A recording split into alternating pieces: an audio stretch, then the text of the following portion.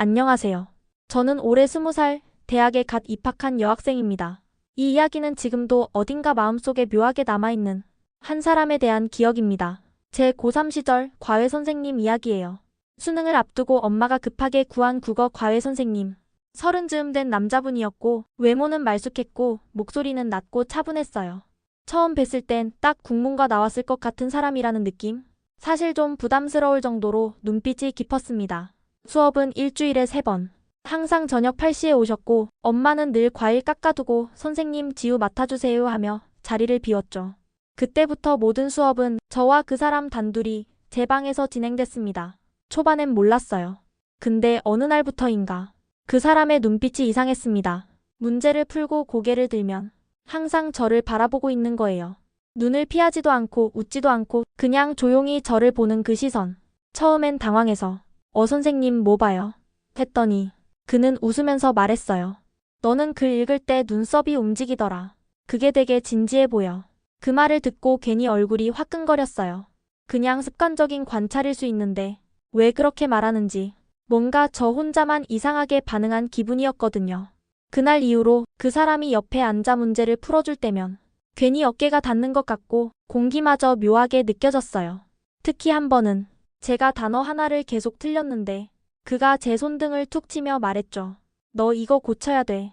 습관되면 안 고쳐져. 그냥 말이었는데 그 말투가 너무 가까웠어요. 마치 가족도 아니고 친구도 아니고 연인도 아닌데 그 어중간한 경계에 있는 느낌. 그리고 그날 밤 그가 나가고 나서 방 안에 남은 은은한 향수 냄새가 왠지 모르게 계속 신경 쓰였어요. 그 후로 저는 수업을 기다리게 되더라고요. 아니 정확히 말하면 그 사람을 기다리게 된 거였죠. 수업은 여전히 일주일에 3번. 하지만 이상하게 시간이 갈수록 국어 공부보다 그 사람 자체가 더 기억에 남기 시작했습니다. 그의 말투, 손가락 모양, 문제를 설명할 때 슬쩍 기울이는 몸, 그리고 제 손등을 스치며 넘기는 문제지까지. 처음엔 불쾌할 줄 알았는데 아니었어요. 나도 모르게 익숙해지고 있었어요. 한 번은 수업 도중 제가 재채기를 하자 그가 갑자기 옆 가방에서 작은 손수건을 꺼내 건넸습니다. 감기 걸리면 집중 안 되잖아. 너 이런 거 잘 챙기진 않지? 말은 뭔가 나무라는 듯 했지만 손에 닿는 천의 감촉과 그 사람 손가락이 내 손등을 툭 건드리며 지나간 그 순간 괜히 심장이 두근거렸어요. 그날 이후 전 그 사람의 손을 피하지 않게 됐습니다.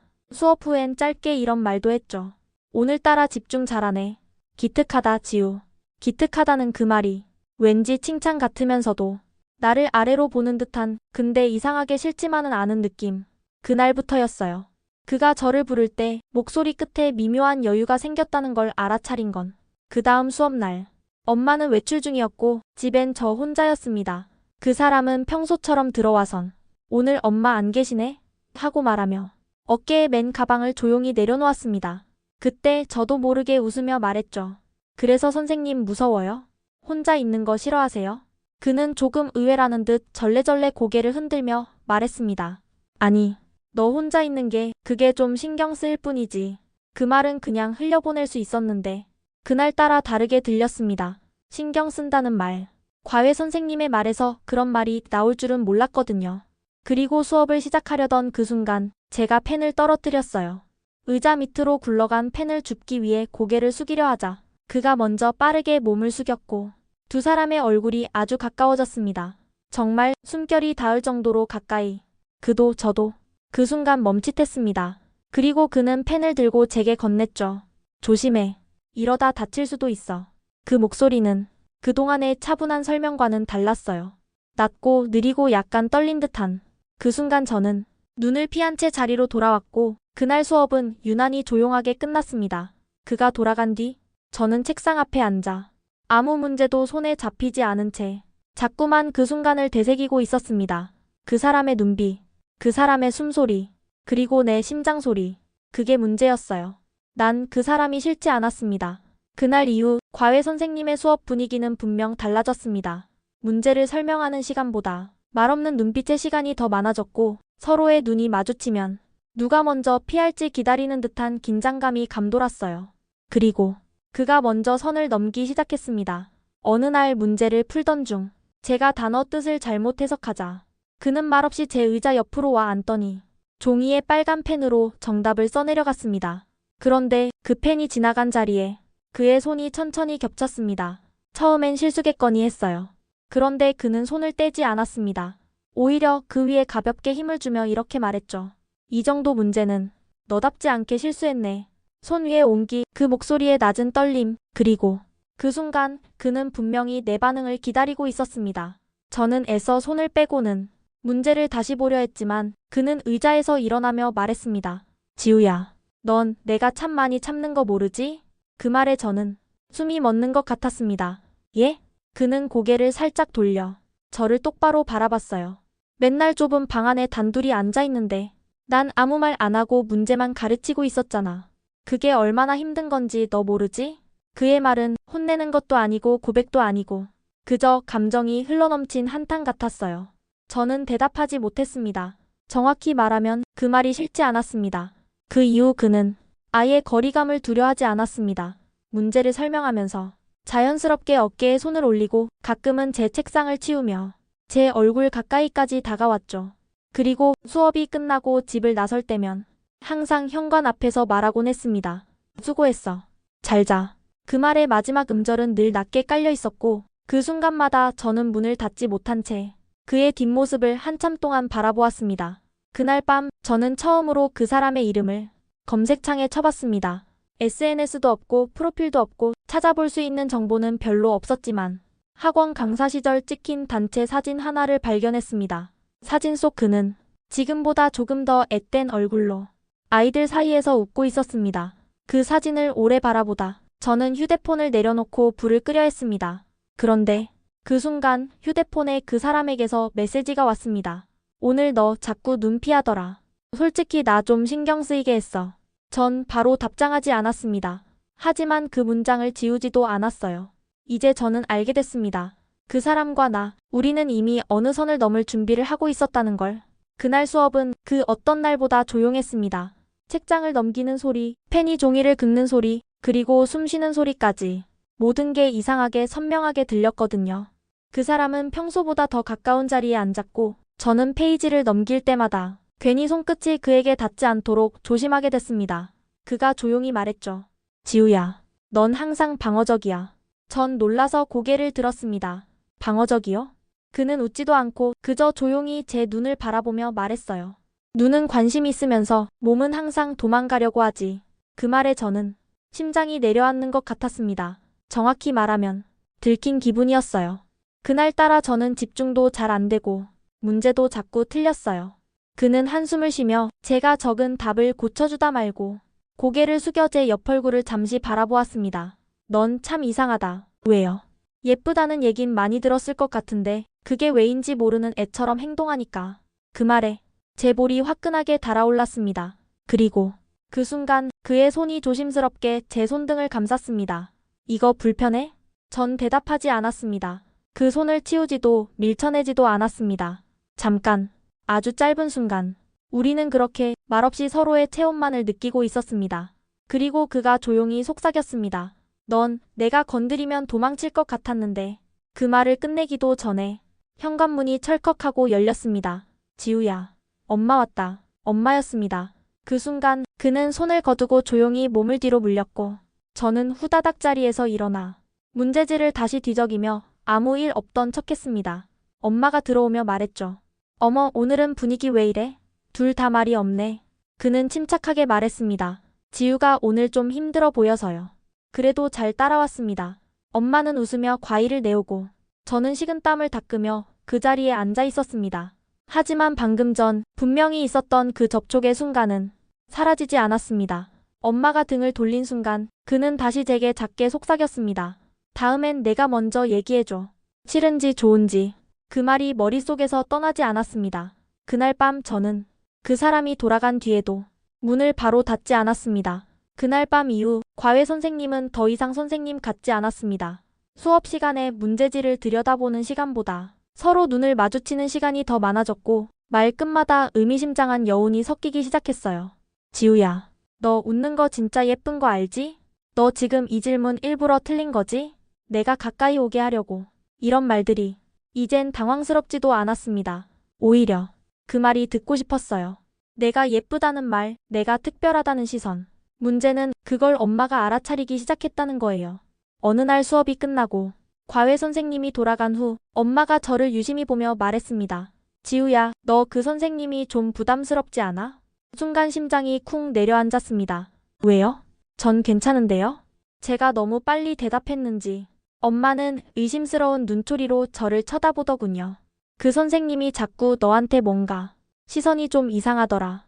너한테 관심이 있는 것처럼 느껴지던데? 엄마의 말에 저는 애써 웃으며 넘겼습니다. 아니에요. 그냥 착각이에요. 수업 잘하고 있어요. 하지만 그 순간부터 엄마는 가끔 수업 중에도 거실 문을 살짝 열어두거나 복도의 발자국 소리를 일부러 내곤 했습니다. 그걸 느낄 정도로 우리는 정말 위험한 경계선 위에 있었던 거죠. 그리고 며칠 뒤 엄마가 외출한 날 혼자 있는 집에 과외 선생님이 평소보다 이른 시간에 도착했습니다.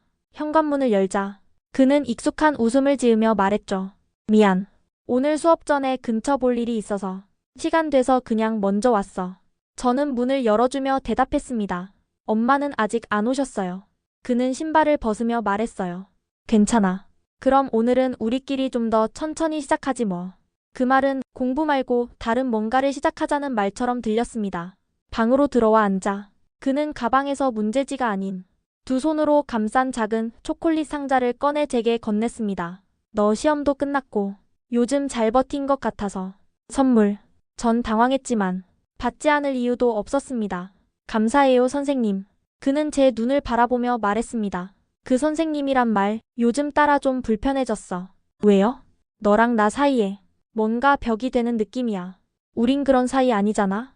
그 순간 공기에서 온도가 달라졌습니다. 저는 초콜릿 상자를 꼭 쥔 채 그의 말에 아무 대답도 하지 못했습니다. 그리고 그는 제게 아주 조심스럽게 물었습니다. 지우야, 네가 먼저 말해줘. 싫은지 좋은지. 그 말은 선택지를 주는 듯 했지만 실은 대답하지 못하게 만드는 말이기도 했습니다. 저는 침묵했고 그는 말없이 일어나 창문 쪽으로 가 조용히 말했습니다. 오늘은 이만할까? 그날은 공부도 터치도 없었습니다. 하지만 오히려 우리가 확실히 선을 넘었다는 걸 둘 다 알고 있었어요. 그날 이후 우린 아무 일도 없었던 것처럼 다시 수업을 이어갔습니다. 하지만 눈빛, 말투, 거리감 모든 게 달라져 있었습니다. 그는 더 이상 문제만 가르치는 선생이 아니었고 저는 단순히 배우는 학생도 아니었어요. 가끔 그의 손이 제 머리카락을 슬쩍 넘기거나 펜을 쥔 제 손 위에 자연스럽게 손을 얹는 순간들이 당연하게 느껴지기 시작했습니다. 그리고 그게 싫지 않았습니다. 오히려 그날이 오기만을 기다리게 됐어요. 하지만 엄마는 달랐습니다. 점점 그 사람을 경계하는 눈빛이 많아졌고 수업이 끝나기 무섭게 저를 붙잡고 물어보곤 했어요. 지우야, 요즘 왜 이렇게 과외 끝나면 멍해 보여? 응? 그냥 피곤해서 그래. 그 선생님이 혹시 뭔가 이상한 행동한 거 아니야? 솔직히 말해봐. 저는 단호하게 말했죠. 아니야. 그런 사람 아니야. 하지만 그럴수록 엄마의 의심은 깊어졌습니다. 급기야 어느 날 제가 집에 없는 사이 엄마가 몰래 제 방 책상 서랍을 열어본 거예요. 거기엔 그가 준 초콜릿 상자, 손수건, 그리고 그가 남겼던 쪽지가 고스란히 들어있었죠. 엄마는 아무 말 없이 그걸 제 방 책상 위에 꺼내놓고는 거실에서 묵묵히 기다리고 있었습니다. 지우야, 이거 뭐야? 그 순간 저는 아무 말도 할 수 없었습니다. 그 선생님이 너한테 이런 거 왜 줘? 그게 무슨 의미인지 몰라? 엄마 그건 그냥이 아니야. 지금 이 상황 너무 이상해. 엄마의 눈빛은 분노와 불안 그리고 두려움이 뒤섞여 있었습니다. 그 사람 너한테 관심 있는 거야. 그것도 선생이 학생한테 가지면 안 되는 방식으로. 그날 밤 저는 처음으로 엄마 몰래 선생님에게 메시지를 보냈습니다. 선생님, 엄마가 다 눈치챈 것 같아요. 잠시 후 그에게서 답장이 왔습니다. 그럼 잠깐 밖에서 볼래? 잠깐만이라도 얼굴 보면 괜찮을 것 같아서. 심장이 두근거렸습니다. 저는 가디건을 걸치고 엄마 몰래 슬리퍼를 신고 조용히 골목 끝까지 나갔습니다. 그는 차 안에 앉아 있었어요. 창문을 내리고 그가 말했죠. 지우야, 괜찮아? 저는 말없이 고개를 끄덕였습니다. 그는 조용히 제 손을 잡았습니다. 우린 뭘 잘못한 걸까? 그 물음에 저는 대답하지 않았습니다. 그저 그 손을 놓고 싶지 않았습니다. 다음 수업 날 저는 평소처럼 교재를 펴고 앉아 있었지만 손에 든 펜은 전혀 움직이지 않았습니다. 어젯밤 선생님의 차 안에서 나눈 짧은 대화. 그 손길, 그 눈빛. 모든 게 선명했지만 동시에 너무 위험해졌다는 것도 알고 있었습니다. 그리고 예상보다 훨씬 빠르게 그 위험은 현실이 되었습니다. 현관벨이 울렸고 저는 반사적으로 뛰어나가 문을 열었습니다. 선생님은 언제나처럼 차분한 얼굴이었고 조용히 제게 인사하며 말했죠. 오늘은 괜찮아? 어제 미안했어. 저는 가볍게 고개를 끄덕였고 둘이 방으로 들어서려던 찰나. 잠깐만요. 엄마였습니다. 부엌에 있던 엄마가 수건을 내려놓고 거실로 걸어 나와 선생님을 정면으로 마주했습니다. 공기는 순간 얼어붙었습니다. 선생님, 시간 괜찮으시면 잠깐 저랑 얘기 좀 할 수 있을까요? 선생님은 약간 당황한 듯 했지만 곧 평정을 되찾고 고개를 끄덕였습니다. 네, 그럼요.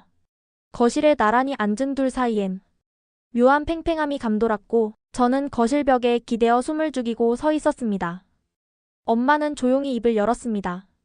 선생님, 지금 지우한테 어떤 감정 가지신 건가요? 네? 저희 아이 학생이에요. 지금 이 관계, 지금 이 거리 제가 모를 거라고 생각하셨어요? 그의 얼굴이 처음으로 흔들렸습니다. 지우가 저한테 마음 열기 시작한 건 사실입니다. 하지만 그게 문제예요. 엄마의 목소리는 떨림없이 단호했습니다. 학생이 아무리 감정이 있어도 선생님은 그걸 받아들이면 안 되는 사람입니다. 그게 윤리고 책임이고 어른의 자세예요. 선생님은 조용히 고개를 숙였습니다. 저도 그 선 넘지 않으려고 많이 생각했습니다. 그런데 지우는 아직 아이예요. 엄마의 눈에 눈물이 맺혔습니다. 외롭고 누군가에게 인정받고 싶고 그 감정에 기대고 싶은 나이예요. 그걸 어른이 이용해서는 안 되는 거잖아요. 그 순간 저는 주저앉듯 바닥에 주저앉았습니다. 엄마의 말은 틀리지 않았습니다. 하지만 그 사람을 나쁜 사람이라고 말해버리는 순간 내 마음마저 부정당하는 기분이었습니다. 선생님은 천천히 일어나 고개를 숙였습니다. 죄송합니다. 오늘 수업은 하지 않겠습니다. 그리고 현관문을 열고 나가려는 찰나 저는 반사적으로 외쳤습니다.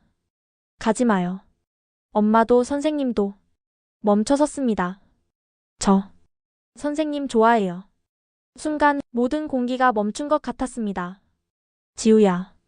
엄마는 눈을 감았고 선생님은 돌아보지 않은 채 조용히 말했습니다. 지우야. 나도 너 좋아해. 그러니까 오늘은 내가 나가는 게 맞는 것 같아. 그는 조용히 문을 닫고 나갔습니다. 엄마는 아무 말 없이 제 옆에 앉아 저를 꼭 안았습니다. 괜찮아. 다 괜찮아질 거야. 그날 나는 처음으로 누군가를 지키고 싶다는 감정과 누군가에게 상처를 줬다는 죄책감을 동시에 느꼈습니다. 선생님이 떠난 다음 날부터 우리 집엔 조용함이 맴돌았습니다. 수업은 당연히 끊겼고 엄마는 그 일을 입에 올리지 않았습니다. 그저 더 자주 제 눈을 들여다보는 것 같았습니다. 마치 내가 부서질까 봐 살피는 듯한 눈빛으로요. 하지만 전 괜찮지 않았습니다. 책상에 앉아 문제지를 펴도 그 사람이 없으면 그냥 종이와 펜일 뿐이었어요. 며칠 뒤 엄마가 새로운 과외 선생님을 알아봤습니다. 30대 초반의 여자 선생님이었고 첫날 인사부터 너무 공손해서 오히려 낯설었습니다. 안녕하세요, 지우 학생. 앞으로 잘 부탁할게요. 저는 억지로 웃으며 고개를 끄덕였지만 어느 순간 그 사람의 낮고 조용한 목소리가 귀에 아른거렸습니다. 넌 내가 참 많이 참는 거 모르지? 지우야, 넌 이상해. 싫은지 좋은지 내가 먼저 말해줘. 그 말들이 떠올라 속이 울렁였고 저는 그날 밤 다시 휴대폰을 열었습니다. 그와의 메시지 창은 아직도 그때 그대로 남아 있었습니다. 마지막으로 온 메시지는 단 하나. 지우야, 잘 지내. 답장은 못했습니다. 아니, 안 했습니다.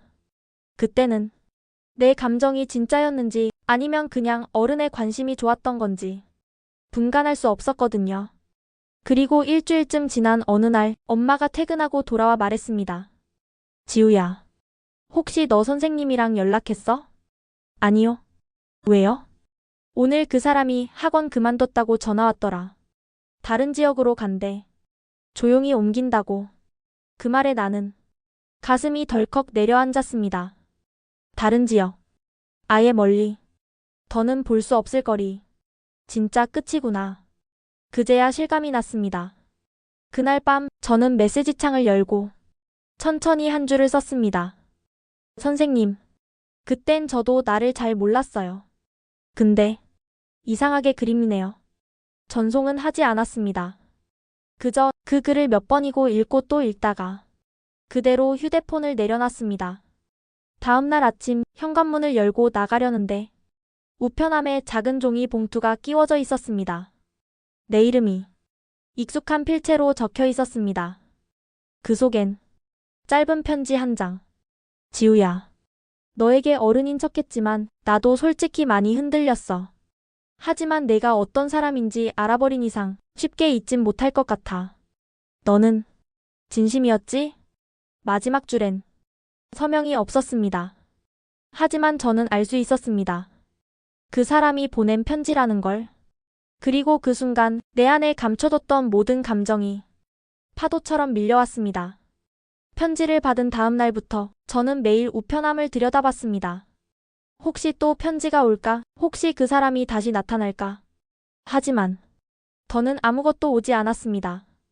그렇게 며칠이 지나고 드디어 중간고사가 끝난 어느 날, 혼자 도서관에서 나오는 길에 믿을 수 없는 사람이 제 앞에 서 있었습니다.